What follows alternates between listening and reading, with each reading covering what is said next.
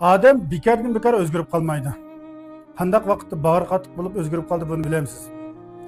Hammaga yaxshi niyat qarab, boshqa javob yonganda, qo'ldan kelishcha yaxshilik qilib, yomonlik yonganda, qiyin kunlarda tasallini mana o'zidan topganda yoki ma'lum bir maqsadlarda ekanligini bilib yetganda eng muhim deb bilgan odamlarning nazarida o'zining muhim emasligini bilib yetganda odamgarchilikni biludimi odam deb o'ylab qolganda, men o'ylagan u o'ylay oladi deb bilib olgan vaqtda, uning puldan boshqa muhim deb bilmaydiganligini bilgan vaqtda ondan o'zingizni taniydi ekansiz. Shuning uchun odamga muomala qilishni o'rgandi ekansiz. Hamda o tip bo'lib o'gitib qo'ydi ekan. Hamma odam o'ziga qanday muomala qilishni o'zi o'gitib qo'ydi ekan.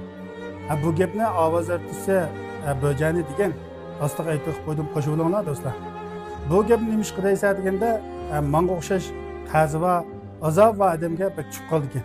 Chunki menga o'xshash qazi va odamlar bag'ri yumshoq, dili nozik, bir ishlarni boshqalarning o'rnida turib o'ylay oladigan odamlarga mos keladigan gapken shuni chiqardim. Qo'shib olinglar, yaxshi mazmun davomli bor. Rahmat. 快手